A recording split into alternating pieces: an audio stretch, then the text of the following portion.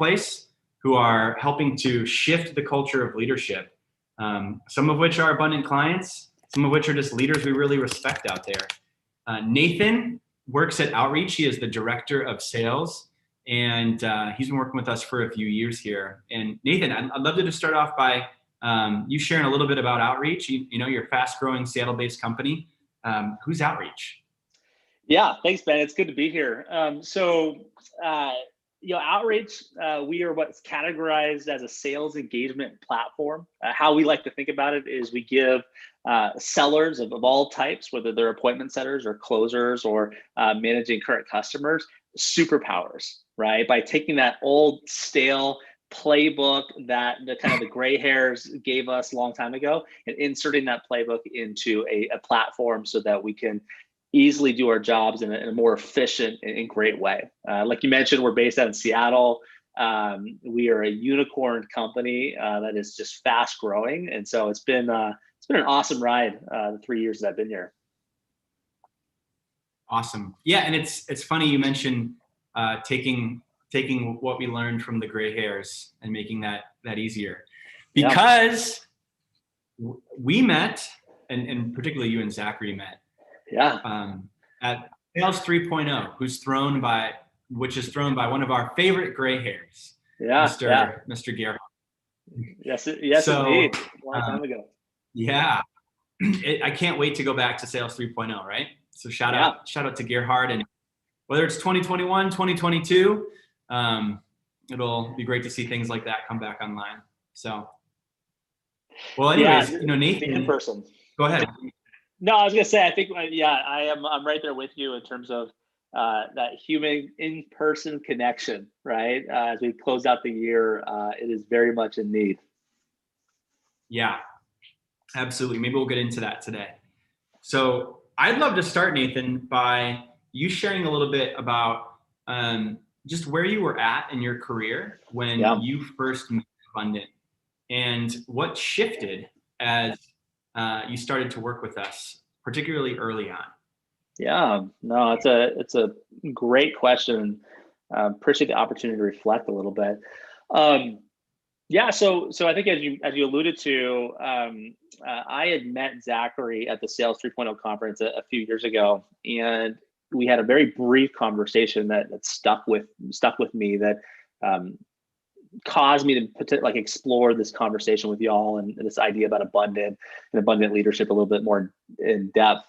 Where I was at the time, and it just seems like forever ago, was I was always the guy that delivered the number, right? Like I never missed the number. Like that was my identity, was that regardless of the circumstance, regardless of what was going on, I would always deliver the number in whatever sales management role that I had up to that point. And personally, it just wasn't fulfilling. And I was sitting there with my leadership, at the where I was at the time, and I was feeling there was this ceiling, right, that I could never quite get to the next level, right? Whether that was my personal growth, professional growth, titles, money, all that type of stuff. And I was just stuck, and I couldn't figure it out, right? I was the guy, always 1 or 2 on the top of the leaderboard, always had the most successful teams, always was just delivering what I thought to be immense value to the organization by hitting a number. And it wasn't enough. And I couldn't figure out why. I thought everyone around me was crazy. That really was where I was at for 10 years of my life. It was just a number hitting machine, but couldn't quite grasp what it would take to get to the next level, right? In both personal growth and professional growth. And insert abundant at just the right time to kind of help me see the way. Yeah, and what was your first event? Do you remember when that was? Ooh, so it was a February. Yeah, so February 2 years ago, two and a half. Yeah, I think so. Yeah, and so we were in San Francisco. It was a small group of 4 or 5. You were leading it, and just changed my life. That 2 days changed my life. And so let's talk about that. What started to change, right? What really shifted that weekend for you that you've been stepping into since? Yeah. I think the biggest thing for me was, and I remember it vividly, Ben, was you said, Nathan, you lack community, Mm. right? Like I remember it as clear as day. And at the time, I don't think I knew exactly what that meant, but how it's translated since that idea of lacking community is, I didn't have role models, or I didn't have a pathway to show me what growth looked like, or getting centered around your why, or showing up the fullest version of yourself, or energy rich. Like I didn't have that role model internally at the company or just in my personal life, and that kind of statement set me out on a journey, right? And it really was kind of exploring and pulling on that thread of about community, that allowed me to like see that, hey, there are all these other people that are being successful, that are hitting these next levels, that seemingly have a cheat code, I call it, right? And I needed to know what it was, right? And I think that was like the first moment that it unlocked, was like, hey, how I get there is not by keeping crushing numbers, because I'm gonna continue to do that. It's I need to figure out these cheat codes, right? And then that really just started me on this journey of like trying to find out your cheat code and Zachary's cheat code and some of our other friends, about like, man, how's it working for them? And it's been a fun thread to pull on the last couple of years. Yeah, and what's interesting about that and how community plays a role is you just started to get connected to people who had the cheat codes that you wanted. And what I mean by that is, like, you didn't have to go figure out what they were. Yeah. You started tapping into community. Like, that's the power of community. Yeah. Connected to the people that you felt had what was missing for you. Right? Yeah. Yeah. And I remember we were at this event, and it was a very it was 18 months ago, something like that. And it was the event in Vegas. And yeah. I from the moment of this event, I wanted to hit the eject button, right? Like I had gone through a very traumatic loss with my mom, and my mom's passing. And like, this was the very first thing that I had done since then, right? Was go to this immersion. And, all the things that you would put in a movie, like I get onto the plane, there's nobody sitting around me, right? Which never happens in a flight to Vegas, right? And so nobody's, except for today. All the time if you're on a plane today. Yeah. So I'm in this plane to Vegas on like a Thursday night. It should be packed and raucous like a Vegas flight is, and it's empty. And it's the first time, interestingly enough, it was the first time I had been alone since my mom's passing. And so I had, in going into this immersion, I just did not want to be there. I was like, I can't, I dragged myself there. And there was a moment during this immersion where, I'm sitting in the crowd, watching everything going on. And at this point, I had still occupied a role in a different part of our company. And I think it was a series of high profile, highly successful, high achieving leaders kind of giving their testimonial in a panel like group, like 4 or 5 people up there on the board. And they were talking about everything from their success personally, professionally, their relationships, the kind of money they were making, like all these things. And that moment, a perfect catalyst of events, that moment catalyzed that, hey, I wasn't doing enough and I needed to step into the unknown, right? And I needed to step into a new role. Thankfully, I was able to do that within my own organization at Outreach, right? But just watching them on stage, being their all-star selves, and it was really like that sense of community was looking for those cheat codes, and seeing that all these people who I respect and I admire and having tons of success in all areas of their life, it was the catalyst to get me to step into an unknown, right? Yeah. And that really just is where I took off. It was like that moment. And I want to drill in on that moment a little bit deeper here, because I think a lot of people find themselves in similar roles where they're achieving at a high level, right? They're hitting their numbers.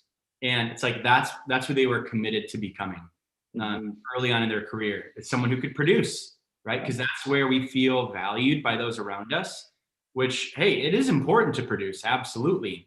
But if we're just trying to produce in the way that our company wants us to, we're checking the boxes of who somebody else wants us to be. And that's not where our highest level of impact or leadership or productivity comes from. It works, right? If you're like someone who really values like following through on your obligations and commitments, and you have integrity there, like you're going to get results. You're going to experience a certain level of success, and there's going to be a deeper level of fulfillment that's missing. And that deeper level of fulfillment is required to you really step into your most powerful leadership. And so here's the interesting thing I want to point out is that you didn't wait for outreach to figure it out for you. And I think a lot of people are like, well, maybe if I just keep producing, my organization is going to make a change for me, right? Yeah. You also didn't like go out into the marketplace, which sometimes it's valuable in your career to take a look around, absolutely, and see what else is out there. But if you're doing that from like, I hope someone else in the marketplace has it figured out for me, it's not going to solve that deeper issue. And so you got clarity, and then you brought that back to outreach in terms of what you wanted.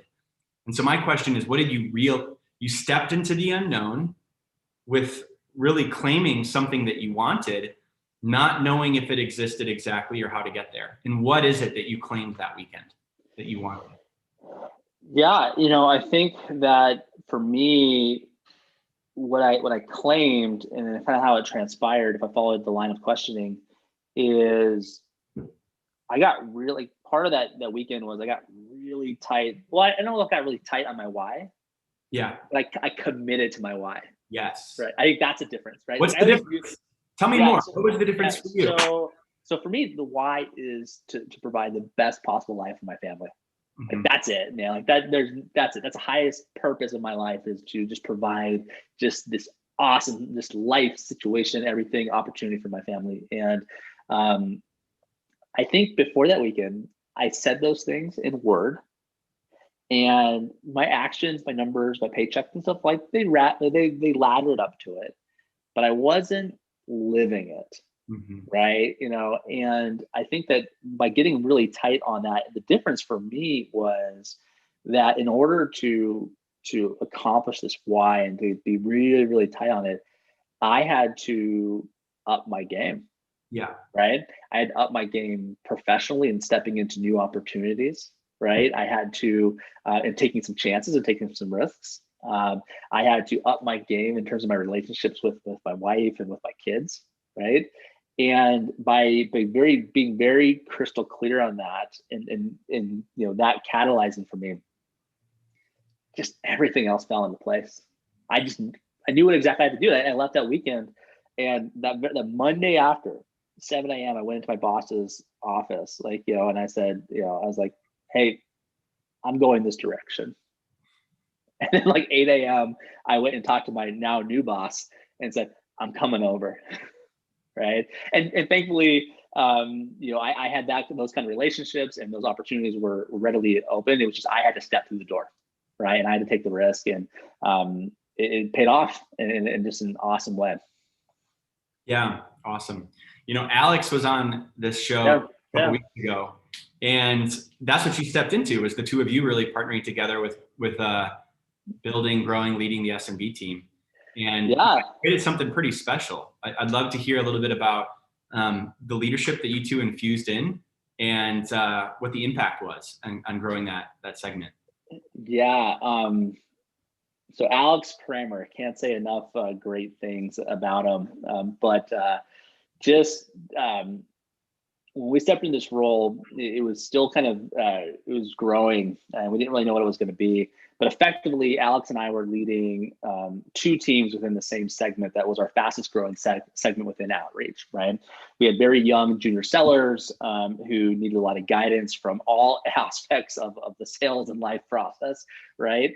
And Alex and I are drastically different people and drastically different leaders, right? And when we get back to this idea of community, Alex and I really embraced that. And we made a focus when I kind of made the commitment to come over. We made it just a purpose of ours, was that we were going to lead from an abundant place. We were going to leverage each other's strengths, and we're going to hold each other up with each other's strengths. And so for Alex, is Alex belongs in front of a crowd. Alex is he is that inspirational leader who, man, you just want to run through a brick wall for that guy. And that connected in a way to our sellers deeper than I could in that role and in that vein, right? And my strengths are more, it's strategy, it's thinking around corners, it's planning process, and making sure the trains run on time, and that's where my strengths and my passions lie. A completely different sales leader, but we were able to kind of co-lead our teams, is kind of what we call, and we just saw these just amazing results, and it became a catalyst for our company, right? Whereas we had people wanting in on our team because everyone could see how much fun we were having. Everyone can see it wasn't just results, but it was the community we had in our teams.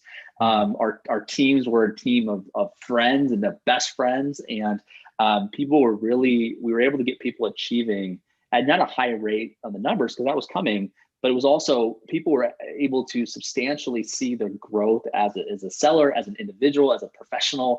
And it was very notable. And that year that we were doing that infused the rest of the organization. And it actually was a catalyst for Alex and I to take on more responsibility within the company, right? And it was just started with us. I remember the whiteboard that we were drawing on. I remember us committing to what we were going to commit to. And I remember us just owning that for a year. And by far the best time of my professional career was doing that with Alex. That's awesome. And what was the ripple that had on the rest of outreach? Like obviously you guys, people wanted to come over to your team. You became the fastest growing segment at outreach, but you're not just the manager who hits the numbers anymore, right? So yeah, well, so own that, claim that. Like what else shifted beyond just a bigger number for outreach? Yeah, I think the ripple for outreach was that in our group of sellers, we're connected to a higher purpose, right? Collectively, we don't have really, we're not coin operated. We're about delivering value, right? We're about, leveling up our game. We're hungry craftspeople is one of our values. And that's infused, right? And I think that we have this culture where we have, very, very little attrition, very little turnover. And I would say that like how it shows out, it shows out in the numbers for sure, right?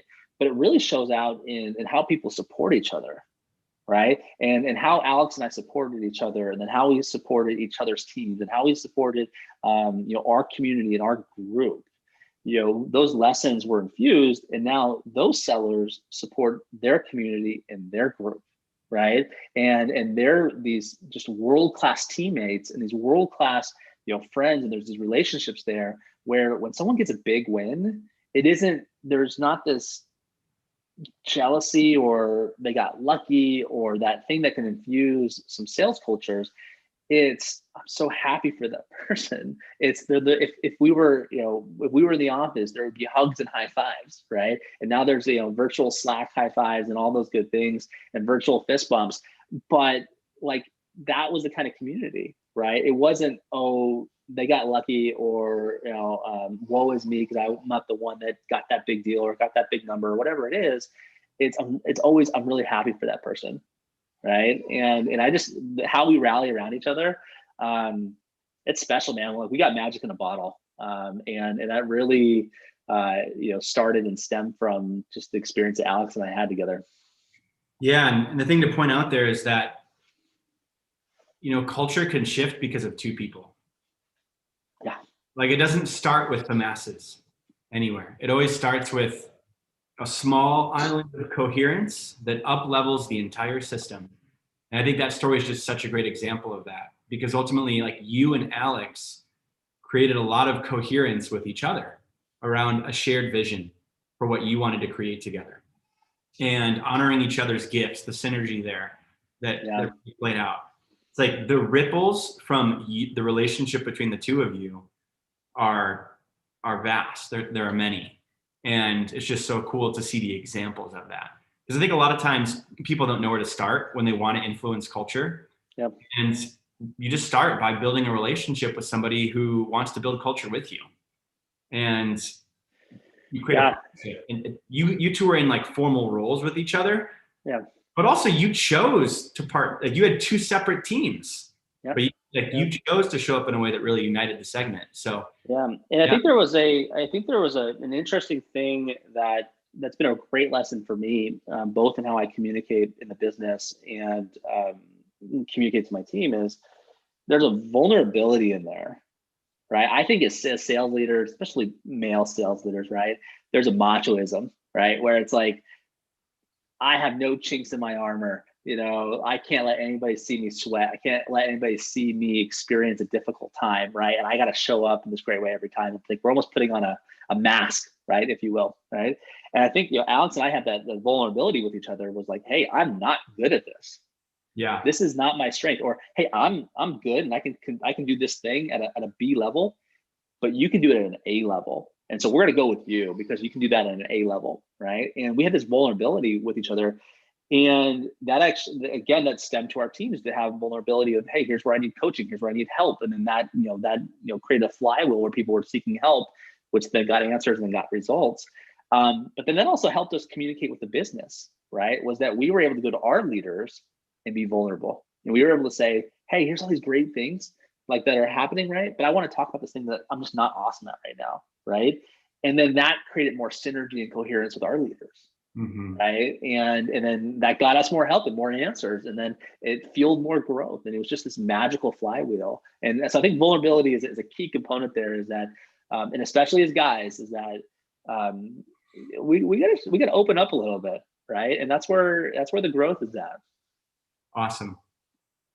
So Nathan, a couple weeks back, Outreach brought Abundant in to work with the SMB team. And, I'm curious, just from your perspective of really, leading that and being the leader of that organization, that team, what did, just anybody who's watching, what was that experience like for what did you see happen with your team? What was the outcome of that time? Yeah, well, I think it's good to offer a frame of why we brought y'all in. Yeah. Right. Like most organizations, this has been a hell of a year. Right. So, we were exclusively an inside sales shop. We have a younger profile team. We thrived through relationship and community and seeing each other in person. We were an office that gave hugs and high fives, and when people needed a shoulder to cry on, we were there in spades, and that was our crew, right? And we had this team who they're living on their own for the first time. They're selling in a difficult environment for the first time. We had new leaders, right? I had a whole new management team this year as well, right? Plus we had high expectations for the year. And all this was a confluence of things that made 2020 very difficult for our teams, right?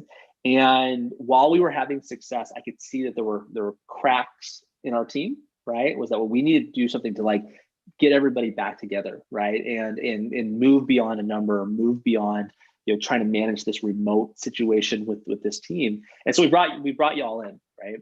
And what I would say that what I was hoping to get out of it was to plant a seed of what is possible by changing the individual mindset, right? Like the experience that I had 2.5 years ago and planting that seed and getting some people kind of propelled down that way so they could potentially overcome our situation in this pandemic. What I got out of it was a little different, right? And I went in there thinking I wanted the individuals to, get something out of it on an individual basis. But what I got was more sense of community, right? Which is awesome because when we started having, these thought-provoking questions and these journals and these small groups where people were asked to speak up on things that weren't related to a deal, weren't related to outreach, but was more about their why, their motivations, their fears, their uncertainties. The team really opened up, right? And what we through this experience, it was so powerful because we had individuals who I thought were going to be the ones that I don't know if they're going to lean all the way into this. They ended up being the ones that got the most out of it. And they were the ones opening up the most and being the most vulnerable. And what's cool is that as these members were being vulnerable with, here's my fears this year, here's my uncertainties this year, here's the things that I'm struggling with personally that COVID has impacted, whether it's all the things that COVID is done for us, right? The team was rallying around the individual, right? And so that thing that we had in the office, right, of the rally around the individual, the team was starting to rally around the individuals in those moments. And it was like, me too, or I had no idea, or you can always come to me, or hey, let's get on a call and talk through this, or I have the same challenge, let me help you out. And it was just like, that thing was spiraling for those couple of days that we were doing it. And man, the team was buzzing afterwards, man. And it was just awesome how you and the team led us through that journey. Yeah, our pleasure. And I think, what you're speaking to is a question a lot of people have, because it's, how do we create the same connection we had when we were in person if we can't be right? And yes, being in person can obviously support connection, but also sometimes it can be a crutch because people can rely on the organic, like impromptu interactions as opposed to being intentional in the way that we were to create connection from openness and vulnerability, which is true connection. So, yeah, there's a simple solution to a challenging problem that a lot of people are experiencing right now that you all stepped into in those few days. So I think that's a great way to put it. No, and it's so true, because I think that it's the intentionality, right? Is that you can't have a great culture by happenstance. No way, right? If you're in the office, there has to be intentionality around it. However, I think some sins are forgiven by the serendipitous conversation. That's right. By seeing people's energy, and whether when they're in a low place, by hearing them hang up the phone after they get off a bad call, by seeing how they show up day in and day out, maybe differently, so you can kind of sense the highs and lows of how an individual is showing up. You get there's some luck in there, but there's some observational stuff that happens when you're in person. When you're not in person, you miss all those cues, right? You don't hear the bad call. You don't see them after the bad call. You don't see them when they had a rough day or they have something personal in their life.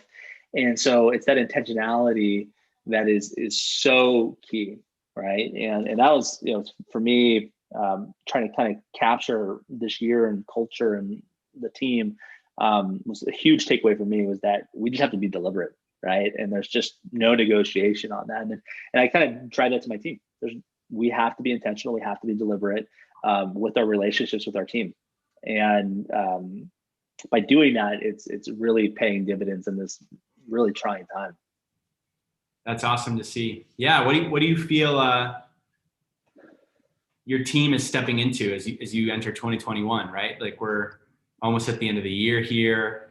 And what do you really sense there about what your team's stepping into?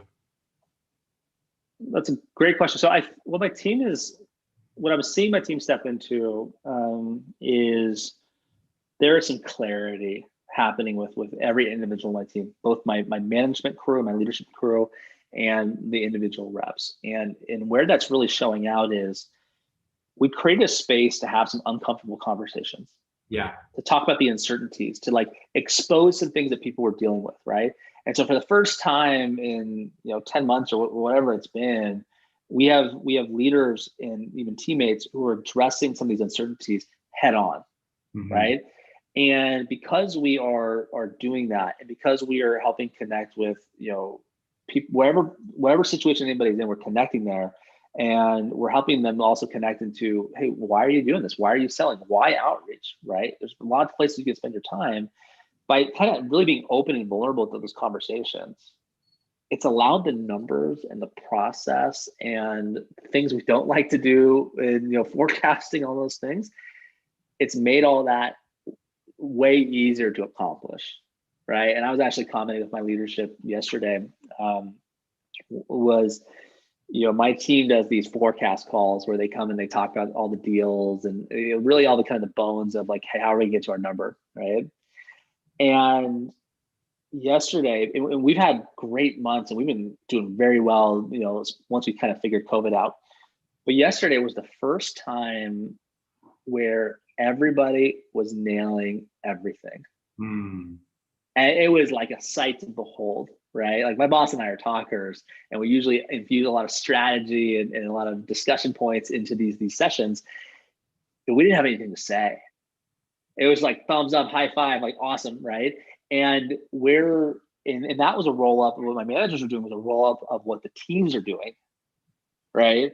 And it really was a catalyst. Or once we kind of got vulnerable, once we got uncomfortable, once we started meeting people where they're at, and all the things that people are struggling with right now, and allowed them to lean more into their jobs, have more success, do a better job of the things that we're asking them to do.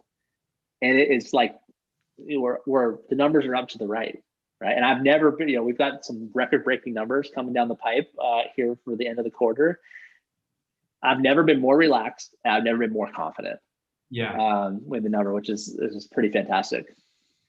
Yeah, that's really powerful what you're speaking to, because we did this about a month ago, right? Yeah, we did November like 11th or 12th or 12th or 13th or something like that. Yeah. Yeah, and we don't have to go into it in too much detail, but like, things were more uncertain a month ago. There was a little more tension with certain team members, et cetera. And this is a great case study of what happens where you really meet your people where they're at with what they truly value. And sometimes they don't feel comfortable sharing what they really value. So it can be hard to know as a leader because they don't want to be incongruent with what the culture wants from a results perspective. Mm-hmm. But as leaders, sometimes we think like, oh, our people need more skill set training. They need more leads. They need to be more connected to the vision.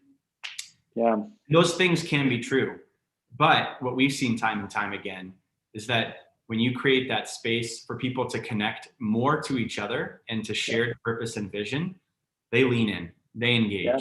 And people are resourceful enough to figure it out. And like at a company like yours, there's a lot of resources there already for them to use. Yeah. So the question is, how do we get them using those resources? Let's get them engaged and actually giving a shit at a deeper level. Well, and that was, there were some nerves and there were some question marks and there were some eyebrow raises, right? Where I was like, of all the things that we could do and focus on, I was like, we're going to do abundant. And even I was a little nervous too, because, we had high growth goals for Q4.